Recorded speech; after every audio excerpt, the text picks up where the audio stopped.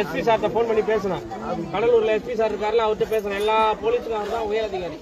அவர்கிட்ட நடந்தது சொன்னேன். சார் இதே மாதிரி 7.5 நாள் திருவிழா, 7 கிராமத்துக்கு அந்த திருவிழா, 7 கிராமத்துக்கு போயிட்டு ஒரு நாள் மட்டும்தான் இங்க முடப்பள்ளி தலித் பகுதிக்கு போவோம், ஆதிராடர் பகுதிக்கு போன அன்னைக்கு வெடி வெடிக்கிறப்ப போலீஸும் கூட இந்த போலீஸும் வரவேணான்னு சொல்லியிருக்காங்க. அங்க இருந்த மக்களும் வரவேணான்னு இருக்காங்க. அவங்க வந்து சாமியை தூக்கிட்டு வரும்போது பிரச்சனை ஆயிடுச்சு, அடிச்சிருக்காங்க, அடிச்சு இஷ்யூ ஆயிடுச்சு. இப்போ மக்கள் ஒரே பதட்டமா இருக்குன்னு சொன்னேன். நான் வந்து கன்ஃபார்மா SC ST வழக்கு வன்கொடுமை தடுப்பு சட்டம் நம்மளுக்கு ஒரு வழக்கு இருக்கு, அதுல நான் கன்ஃபார்மா அவங்களை வழக்கு பதிவு பண்றேன்னு சொல்லியிருக்கேன். நம்ம சைட்லயும் பசங்க அவங்களை திருப்பி அடிச்சுட்டுதான் அவங்க கம்ப்ளைண்ட் கொடுத்துருக்காங்க. நம்ம பசங்க அவங்களை அடிச்சுட்டுதான்.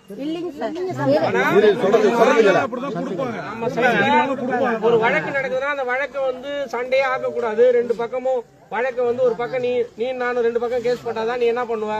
நீ இந்த தரப்பா இருந்தாலும் சரி, என் புள்ள மேல கேஸ் வேணா, உன் புள்ள மேல கேஸ் வேணா, என் புள்ள படிக்குது, உன் புள்ள படிக்குது, நம்ம அமைதியா போகணும் அப்படின்ற ஒரு முடிவுக்கு வருவோம்.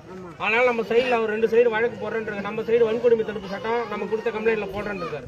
இதுக்கு இடையில நான் என்ன இங்க நடக்குதுன்னு தெரிஞ்சுக்கிறதுக்காக தான் இன்னைக்கு ஊருக்கு வந்தேன். இப்ப நீங்க சொல்றீங்க ரேஷன் கடைக்கு போக முடியல, பசங்க ஸ்கூலுக்கு போக முடியல, ரேஷன் கடை ஒரு நாளைக்கு தான் திறப்பாங்க, அரிசி பருப்பு வாங்க முடியல, இவ்வளவு பிரச்சனை இருக்கு.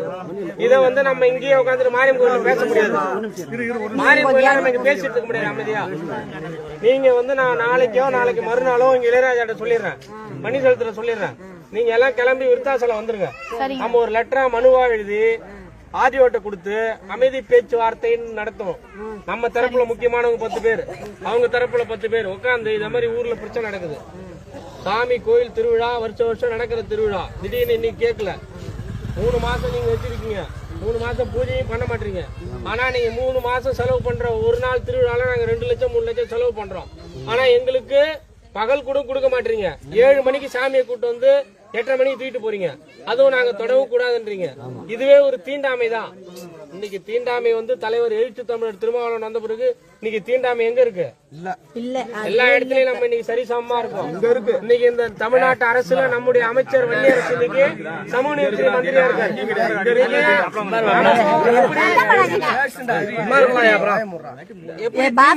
திமுக உதயசீர சின்னம் இருக்கோ, அதிமுக ரெட்டலை சின்னம் இருக்கோ, அதே மாதிரி இன்னைக்கு என்ன இருக்கு?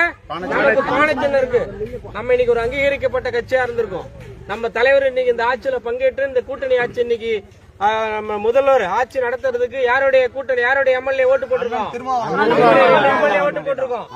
இந்த ஆட்சி நடக்கிறது நம்முடைய ஆதரவுலயும் நடக்குது.